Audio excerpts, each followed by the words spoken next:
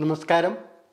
അങ്ങനെ ട്രംപിൻ്റെ രണ്ടാം ഊഴത്തിലേക്ക് ഇപ്പോൾ അമേരിക്ക കടന്നിരിക്കുകയാണ്. അപ്പോൾ ആദ്യ ദിവസത്തിൽ തന്നെ വളരെയേറെ വിവാദങ്ങളുണ്ടാക്കുന്നതും ലോകത്തിന് ആശങ്ക പരത്തുന്നതും ഏറെക്കുറെ വിചിത്രമെന്ന് തോന്നിപ്പിക്കാവുന്നതും അമേരിക്കയുടെ തന്നെ ഭരണഘടനയുമായി പൊരുത്തപ്പെട്ട് പോകാത്തതുമായിട്ടുള്ള 80ഓളം ഉത്തരവുകളിൽ ട്രംപ് ഒപ്പുവെക്കുകയുണ്ടായി. ആഗോള സാമ്പത്തിക രംഗത്ത് ഒരു വ്യാപാര യുദ്ധത്തിന് തന്നെ എല്ലാ അവസ്ഥയും ഒരുക്കുന്ന രീതിയിലേക്കുള്ള തീരുമാനങ്ങളിലേക്കും ട്രംപ് കടക്കുന്നു എന്നുള്ളൊരു സൂചനയാണ് നൽകുന്നത്. ഈ രണ്ടാം ഊഴത്തിലേക്ക് നമ്മൾ വരുമ്പോൾ ട്രംപിൻ്റെ നിലപാടുകളിലും ട്രംപിൻ്റെ രീതികളിലുമൊക്കെ ഒരു ഒന്നാമത്തെ ഊഴത്തിൽ നിന്ന് ചില മാറ്റങ്ങൾ നമുക്ക് കാണാം. ആ മാറ്റങ്ങൾ എന്തെന്ന് നമുക്കൊന്ന് പരിശോധിക്കുമ്പോൾ വളരെ അപകടകരമായ ഒരു നിലയിലേക്കാണ് ട്രംപിസം നീങ്ങുന്നതെന്ന് നമുക്ക് മനസ്സിലാക്കുവാൻ കഴിയും. ഒന്ന്, ആദ്യത്തെ ഘട്ടത്തിൽ ട്രംപ് പൊതുവെ തീവ്രമായൊരു വലതുപക്ഷ നിലപാടുകാരനായിരുന്നു എന്ന് നമുക്കറിയാം. ലോകത്തെ തീവ്ര വലതുപക്ഷ നിലപാടിന് സഹായകമാകുന്ന വിധത്തിലുള്ള അതിശക്തമായ രീതിയിൽ വലതുപക്ഷ മുതലാളിത്ത സാമ്പത്തിക നിലപാടുകൾ സ്വീകരിക്കുന്ന ഏറെക്കുറെ ഒരു യുദ്ധവെറി പൂണ്ടു നിൽക്കുന്ന ഒരു തരത്തിലുള്ള ഒരു പ്രസിഡന്റ് എന്നുള്ള നിലയിലാണ് നമ്മൾ ഒന്നാം ഘട്ടത്തിൽ ട്രംപിനെ കാണുന്നത്. പക്ഷേ ഈ രണ്ടാം ഊഴത്തിലേക്ക് കടക്കുമ്പോൾ ഒരു വലിയ മാറ്റം നമ്മൾ ട്രംപിൽ നിരീക്ഷിക്കേണ്ടതുണ്ട്. രണ്ടാം ഊഴത്തിൽ വരുമ്പോൾ ശരിക്കും ഒരു തികഞ്ഞ ഫാസിസ്റ്റായിട്ട് ട്രംപ് മാറുന്നത് നമുക്ക് കാണാം. അത് നമ്മൾ വളരെ കാര്യമായി മനസ്സിലാക്കേണ്ട ഒരു വസ്തുതയാണ്. ഇപ്പോൾ നമുക്കറിയാം എന്താണ് ഫാസിസത്തിൽ സംഭവിക്കുന്നത്. ഒരു പ്രധാനപ്പെട്ടൊരു കാര്യം എന്ന് പറഞ്ഞാൽ ഫാസിസം പ്രൊമോട്ട് ചെയ്യുന്ന പല കാര്യങ്ങളുമുണ്ട്. ജനങ്ങളുടെ ഇടയിൽ ഇല്ലാത്ത ചില കാര്യങ്ങൾ പതുക്കെ പതുക്കെ ഡെവലപ്പ് ചെയ്തെടുത്ത് അവരെ വൈകാരികമായി ഉണർത്തി ഒരു പ്രത്യേക നിലയിലേക്ക് കൊണ്ടുപോകുന്ന ഒരു രീതി എപ്പോഴും ഫാസിസത്തിൽ കാണാം. നമ്മൾ ഒരു കൂരിട്ടത്ത് ഒരു കറുത്ത പൂച്ചയെ തപ്പുന്ന പോലെ അവിടെയൊക്കെ നമുക്ക് ശത്രുക്കളുണ്ട്. അവർ നമ്മുടെ ശത്രുക്കളാണ്, ഇവർ നമ്മുടെ ശത്രുക്കളാണ്, നമ്മളെ അവർ തകർക്കും എന്നൊക്കെയുള്ള രീതിയിലുള്ള ഒരു വൈകാരികമായ നില ജനങ്ങളുടെ ഇടയിലേക്ക് വളർത്തിയെടുക്കുന്ന ഒരു പ്രവണത ഈ ഫാസിസം പലപ്പോഴും കാണിക്കാറുണ്ട്. ഇപ്പോൾ ഇന്ത്യയിൽ നമുക്ക് അറിയാം, പാകിസ്ഥാൻ വലിയൊരു ശത്രു രാജ്യം അപ്പുറത്ത് നിൽക്കുന്നു, നമുക്ക് വലിയ ഭീഷണി. അതുപോലെ മുസ്ലിങ്ങൾ രാജ്യത്തിന് ശത്രുക്കളാണ്, അവർ നമ്മുടെ രാജ്യത്തിനെതിരായ രീതിയിൽ പാകിസ്ഥാൻ അനുകൂലമായി നിൽക്കുന്നവരാണ് എന്നൊക്കെയുള്ള രീതിയിൽ ജനങ്ങളെ തെറ്റിദ്ധരിപ്പിച്ചുകൊണ്ട് ഒരു വല്ലാത്തൊരു തലത്തിലേക്ക് കൊണ്ടുപോവുക, ഒരു മാനസിക നില ആ രീതിയിലേക്ക് പ്രതികാരാത്മകമായി ചിന്തിക്കുന്ന വിധത്തിലേക്ക് കൊണ്ടുപോകുന്നൊരു സ്ഥിതി നമുക്ക് കാണാം. അതൊരു വശത്ത്. അവിടെ നമുക്കറിയാം ഹിറ്റ്ലർ ഉപയോഗിച്ച തന്ത്രം എന്ന് പറഞ്ഞിട്ടുണ്ടെങ്കിൽ ലോകത്തെ നയിക്കാൻ കഴിയുന്നത് ആര്യരക്തം സിരകളിൽ ഒഴുകുന്ന ജർമ്മൻകാർക്ക് മാത്രമാണ്. എല്ലാ രീതിയിലും വംശശുദ്ധിയുള്ള ഒരു സമൂഹം എന്ന് പറയുന്നത് ജർമ്മൻ ജനതയാണ്. അതുകൊണ്ട് ജർമ്മനിയാണ് ലോകം ഭരിക്കേണ്ടത് എന്നുള്ളൊരു ഒരു ഒരു നിലപാടിലേക്ക്, അതിൻ്റെ ഒരു കൾമിനേഷൻ, അതിൻ്റെ ഒരു അത്യുന്നത അവസ്ഥയിലാണ് രണ്ടാം ലോകമഹായുദ്ധം പോലുള്ള മഹാസംഭവങ്ങൾ ലോകത്ത് ഉണ്ടാകുന്നതെന്ന് നമുക്ക് കാണാം. ഇപ്പോൾ ട്രംപ് രണ്ടാം ഊഴത്തിലേക്ക് വരുമ്പോൾ ഏതാണ്ട് ആ ഒരു നിലവാരത്തിലേക്ക് പോവുകയാണ്. ഇപ്പോൾ ഞാൻ നേരത്തെ പറഞ്ഞ പോലെ തീവ്ര വലതുപക്ഷ നിലപാടുകളിൽ നിന്നും കുറച്ചും കൂടെ ഒരു മാറി സാമ്രാജ്യത്വ നിലപാടിലേക്ക്, അത് അമേരിക്കയാണ് ലോകത്തെ നയിക്കേണ്ടത്, അമേരിക്കയാണ് ലോകത്തിൻ്റെ നമ്പർ 1 രാജ്യം, അമേരിക്കയ്ക്ക് താഴെയാണ് എല്ലാം നിലനിൽക്കുന്നത്, അതുകൊണ്ട് America first, America great America എന്നൊക്കെ ഉള്ളൊരു ചില മുദ്രാവാക്യങ്ങൾ സംഭവങ്ങളൊക്കെ അദ്ദേഹം ഉയർത്തുന്നതോടൊപ്പം തന്നെ അദ്ദേഹം ഇപ്പോൾ ഈ ഘട്ടത്തിൽ പറഞ്ഞിരിക്കുന്നത് രണ്ടാം ഊഴത്തിലേക്ക് വരുമ്പോൾ പ്രസിഡൻ്റായി സ്ഥാനമേറ്റ പ്രസംഗത്തിലും അതുപോലെ അതിന് മുമ്പ് പ്രചരണ വേളയിലും ഒക്കെ പറഞ്ഞിരുന്ന പല കാര്യങ്ങളും നമ്മൾ ഒന്ന് വിശകലനം ചെയ്യേണ്ടതുണ്ട്. ഇപ്പോൾ കാനഡ എന്ന് പറയുന്ന തൊട്ടടുത്ത് കിടക്കുന്ന ഒരു വലിയ രാജ്യത്തോട് അദ്ദേഹം പറയുന്നത്, വേണമെങ്കിൽ കാനഡ അമേരിക്കയുടെ 51ാമത്തെ സംസ്ഥാനമാക്കി ചേർക്കാം, കാനഡ നമ്മളോട് ചേർന്ന് പോകുന്നതാണ് നല്ലത്, അല്ലെങ്കിൽ കാനഡ അമേരിക്കയുടെ ഭാഗമാവുന്നതാണ് നല്ലത് എന്നുള്ളൊരു വർത്തമാനം ഉണ്ടായി. കാനഡയുടെ പ്രധാനമന്ത്രി ജസ്റ്റിൻ ട്രൂഡോ പറഞ്ഞത് അതിൽ വലിയ പ്രസക്തിയൊന്നുമില്ല, ഞങ്ങളങ്ങനെ അമേരിക്കയോട് ചേരാൻ പോകുന്നില്ല എന്നൊക്കെയുള്ള രീതിയിൽ അതിന് മറുപടിയും കൊടുത്തു. അപ്പോൾ പക്ഷേ ട്രംപ് അല്ല അവിടെ മറുപടി പറഞ്ഞത്. ട്രംപിൻ്റെ ഒരു അടുത്ത അനുയായിയായിട്ടുള്ള മനസാക്ഷി സൂക്ഷിപ്പുകാരൻ എന്ന് പറയാവുന്ന ഇലോൺ മസ്ക് മറുപടി പറയുകയാണ്, നിങ്ങൾ പറയുന്നത് പ്രസക്തമായൊരു കാര്യമല്ല. കാരണം നിങ്ങൾ ഒരു ഔട്ട് ഗോയിങ്, ഇപ്പോൾ പുറത്തേക്ക് പോകുന്ന ഒരു പ്രധാനമന്ത്രിയാണ്. കാരണം കാനഡയിൽ തെരഞ്ഞെടുപ്പ് നടക്കാൻ പോവുകയാണ് എന്നൊക്കെയുള്ള രീതിയിൽ മസ്കാണ് അതിന് മറുപടി പറഞ്ഞത്. അപ്പോൾ അതും കഴിഞ്ഞിട്ട് ട്രംപ് വേറെ ചില കാര്യങ്ങൾ കൂടി പറയുകയാണ്.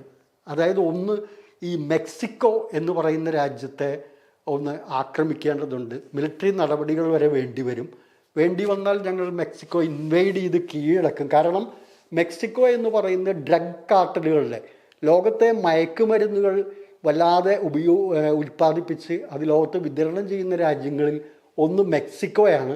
ആ മെക്സിക്കോ അമേരിക്കയുടെ അടുത്ത് കിടക്കുന്നത് കൊണ്ട് അവിടെ നിന്ന് അനധികൃത കുടിയേറ്റം ഉണ്ടാകുന്നുണ്ട്, അവിടെ നിന്ന് മയക്കുമരുന്ന് അമേരിക്കയിൽ ഒഴുകുകയാണ് എന്നൊക്കെയുള്ള രീതിയിൽ ഒരു വിമർശനം ഉന്നയിച്ചുകൊണ്ട് മെക്സിക്കോ വേണമെങ്കിൽ ഞങ്ങൾ ആക്രമിക്കാൻ സാധ്യതയുണ്ട്, മിലിറ്ററി ഇൻവേഷൻ തന്നെ വേണ്ടിവരും എന്നുള്ള രീതിയിൽ ഒന്ന് പറയുകയുണ്ടായി.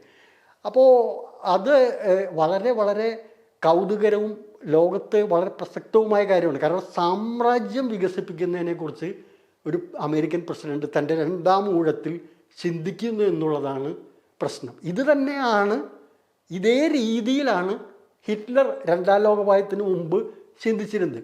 ജർമ്മനിയാണ് ലോകത്തെ ഭരിക്കേണ്ടത്, ജർമ്മനിക്ക് കീഴടക്കണം, ജർമ്മനി ലോകത്തിനെ നയിക്കേണ്ടവരാണെന്നുള്ള ചിന്ത വരികയാണ്. അപ്പോൾ കാനഡയുടെയും അതുപോലെ തന്നെ മെക്സിക്കോയുടെ കാര്യം അങ്ങനെ പറഞ്ഞതിന് ശേഷം തൊട്ടടുത്ത് കിടക്കുന്ന മറ്റൊരു രാജ്യം ഗ്രീൻലാൻഡ് എന്ന് പറയുന്ന രാജ്യം അമേരിക്കയുടെ നിയന്ത്രണത്തിൽ നിൽക്കേണ്ട ഒരു രാജ്യമാണ് എന്നും ട്രംപ് പറയുകയാണ്. വാസ്തവത്തിൽ ഈ ഗ്രീൻലാൻഡ് എന്ന് പറയുന്ന രാജ്യം ഡെൻമാർക്കിൻ്റെ നിയന്ത്രണത്തിലുള്ള ഒരു സ്വതന്ത്ര ഒരു പരമാധികാര രാജ്യമാണ്. അപ്പോൾ ഈ ഗ്രീൻലാൻഡിൻ്റെ ആഭ്യന്തര കാര്യങ്ങളൊക്കെ തീരുമാനിക്കുന്നതും നടപ്പാക്കുന്നതും ഒക്കെ ഗ്രീൻലാൻഡിൻ്റെ തന്നെ ഭരണകൂടമാണ്. പക്ഷേ ഡെൻമാർക്കിനാണ് അതിൻ്റെ വിദേശകാര്യത്തെയും അതുപോലെ മിലിറ്ററി കാര്യങ്ങളെയൊക്കെ സംബന്ധിച്ചിടത്തോളം കാര്യങ്ങൾ ഇപ്പോഴും നിയന്ത്രിക്കുന്നത് ഡെൻമാർക്കാണ്. അത് നേരത്തെ ഡെൻമാർക്കിൻ്റെ ഒരു കോളനി എന്നുള്ള നിലയിൽ വന്നിരുന്ന ആ രാജ്യം ഒരു സ്വതന്ത്ര അധികാരത്തോടു കൂടി പ്രവർത്തിക്കുന്ന ഒരു രാജ്യം തന്നെയാണ്. ആ ഗ്രീൻലാൻഡ് അമേരിക്കയുടെ നിയന്ത്രണത്തിൽ നിൽക്കേണ്ട ഒരു രാജ്യമാണ് എന്നുകൂടി ട്രംപ് പറഞ്ഞു വയ്ക്കുകയാണ്.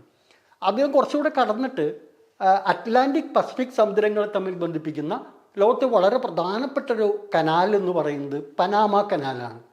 ആ പനാമ കനാൽ 82 കിലോമീറ്റർ ദൈർഘ്യം വരുന്ന ആ പനാമ കനാലിനെ അമേരിക്കയാണ് നിയന്ത്രിക്കേണ്ടത്. അമേരിക്ക അതിൻ്റെ പേര് മാറ്റുന്നതടക്കം അല്ലെങ്കിൽ അമേരിക്കയുടെ നിയന്ത്രണത്തിലേക്ക് പനാമ കനാലിനെ കൊണ്ടുവരുന്നതിന് US ആഗ്രഹിക്കുന്നുണ്ട്. അത് ആ രീതിയിലുള്ള നീക്കങ്ങൾ ഉണ്ടാകും എന്നർത്ഥത്തിലുള്ള ഒരു പ്രസ്താവനയും കൂടി നടത്തേണ്ടത്. ഇത് ഈ ഇനാഗുറൽ പ്രസിഡൻ്റായ അധികാരമേറ്റതിന് ശേഷം ആദ്യത്തെ പ്രസംഗത്തിൽ പറഞ്ഞൊരു കാര്യമാണിത്. അതുപോലെ മറ്റൊരു കാര്യം കൂടി പറഞ്ഞു, ഗൾഫ് ഓഫ് മെക്സിക്കോ എന്ന് പറയുന്ന ഒരു കടലിടുക്കിനെ അതിൻ്റെ പേര് മാറ്റണം. അത് ഗൾഫ് ഓഫ് മെക്സിക്കോ അല്ല, അത് ഗൾഫ് ഓഫ് അമേരിക്ക എന്നാണ് അത് അറിയപ്പെടേണ്ടത് എന്നും ഈ അധികാരമേറ്റെടുത്തുകൊണ്ടുള്ള പ്രസംഗത്തിൽ ട്രംപ് പ്രസ്താവിക്കുകയുണ്ടായി. അപ്പോൾ ആ രീതിയിൽ സാമ്രാജ്യത്വ വിപുലീകരണം എന്നുള്ള ആശയത്തിലേക്ക് കൂടി ഈ രണ്ടാം ഊഴത്തിൽ പ്രസിഡന്റ് ട്രംപ് കടക്കുകയാണ്.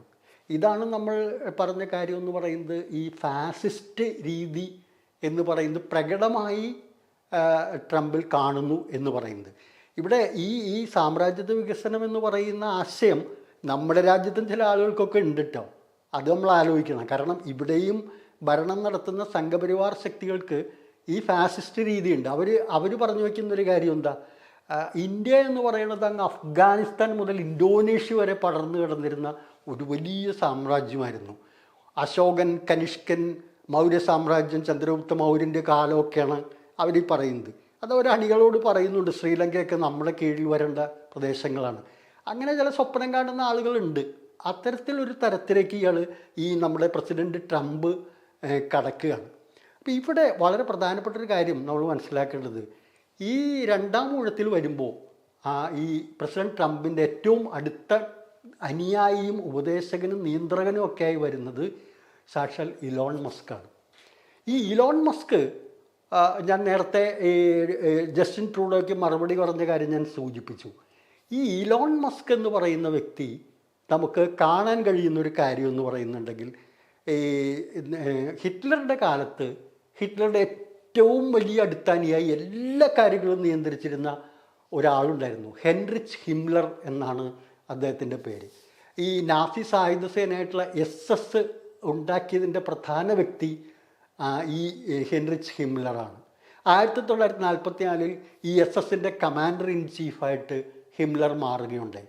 ഈ കോൺസെൻട്രേഷൻ ക്യാമ്പുകൾ എന്ന് പറയുന്ന, ഗ്യാസ് ചേംബർ എന്ന് പറയുന്ന അങ്ങനെയൊക്കെയുള്ള കിരാതമായ ആശയങ്ങൾ അവതരിപ്പിക്കുകയും അത് നടപ്പാക്കുകയൊക്കെ ചെയ്തിട്ടുള്ള ആളാണ് ഈ ഹെൻറിച്ച് ഹിംലർ. അപ്പോൾ അദ്ദേഹം ഒരു 45 വയസ്സോളമാണ് അദ്ദേഹം ജീവിച്ചിരുന്നത്. ഒടുവിൽ ബ്രിട്ടീഷ് സൈന്യം 2ാം ലോകമഹായുദ്ധത്തിൽ കാലത്ത് അദ്ദേഹത്തെ പിടികൂടി അദ്ദേഹത്തിൻ്റെ തടങ്കലിൽ വെച്ച് ഈ ഹിംലർ ആത്മഹത്യ ചെയ്യുകയാണ്. അപ്പോൾ ഏതാണ്ട് സമാനമായ രീതിയിലുള്ള ഉപദേശങ്ങൾ നൽകുന്ന ഒരാളാണിപ്പോൾ ഈ പ്രസിഡന്റ് ട്രംപിൻ്റെ കൂടെ വന്നിരിക്കുന്ന ഇലോൺ മസ്ക്. ഈ പ്രസിഡൻ്റായിട്ട് സ്ഥാനമേറ്റതിന് ശേഷം അദ്ദേഹം അഭിവാദ്യം ചെയ്തൊരു രീതി തന്നെ വലിയ വിവാദമായിട്ടുണ്ട്. ഈ നാസികൾ, ഹിറ്റ്ലർ അടക്കമുള്ള നാസി നേതാക്കന്മാർ ജനങ്ങളെ അഭിവാദ്യം ചെയ്തിരുന്ന ഒരു രീതിയിലാണ് ഈ ഇലോൺ മസ്ക് അന്ന് അഭിവാദ്യം ചെയ്തത്. അപ്പോൾ അതൊക്കെ തന്നെ കാണിക്കുന്നത് ഈ 2ാം ഊഴത്തിലേക്ക് വരുമ്പോൾ ഇവരുടെ നിലപാടുകളിലും ഇവരുടെ ആശയങ്ങളിലും ഒക്കെ ലോകത്തെ നിയന്ത്രിക്കുക, ലോകം ഞങ്ങളുടെ ചൊൽപ്പടിക്ക് നിർത്തുക, ഞങ്ങളുടെ സാമ്രാജ്യത്തെ വികസനം സാധ്യമാക്കുക എന്നൊക്കെയുള്ള ചില ആശയങ്ങളിലേക്ക്, അത് മുതലാളിത്തത്തിൻ്റെ സഹജമായിട്ടുള്ള ഒരു ഉന്നതമായ രൂപമാണ് സാമ്രാജ്യത്വം എന്ന് പറയുന്നത്. ആ സാമ്രാജ്യത്വ തലത്തിലേക്ക്, സാമ്രാജ്യത്വ വിപുലീകരണത്തിലേക്കും കൂടുതൽ രാജ്യങ്ങളെ വരുതിയിൽ നിർത്തുന്ന ഒരു രീതിയിലേക്കും പ്രസിഡന്റ് ട്രംപ് പോവുകയാണ്. തീർച്ചയായിട്ടും കറതീർന്ന ഒരു ഫാസിസ്റ്റ് ശൈലിയാണ് ഇപ്പോൾ അദ്ദേഹത്തിൽ കണ്ടുവരുന്നത്. അപ്പോൾ ഒരു അതിതീവ്ര വലതുപക്ഷ നിലപാടുകാരൻ എന്നതിൽ നിന്നും ലോകത്തിന് അപൽക്കരമാവുന്ന രീതിയിൽ ഫാസിസ്റ്റ് ശൈലിയിലേക്ക് മാറുന്ന ഒരു ഭരണാധികാരിയെയാണ് നമുക്ക് ഈ ട്രംപിൽ ഈ 2ാം ഊഴത്തിൽ നമുക്ക് കാണാൻ കഴിയുന്നത്. തീർച്ചയായും ലോകത്തിന് വലിയ ആശങ്ക ഉയർത്തുന്നൊരു കാര്യം കൂടിയാണ് അതെന്ന് പറഞ്ഞുകൊണ്ട് ഈ ലക്കത്തിൽ ചുരുക്കുകയാണ്. നന്ദി, നമസ്കാരം.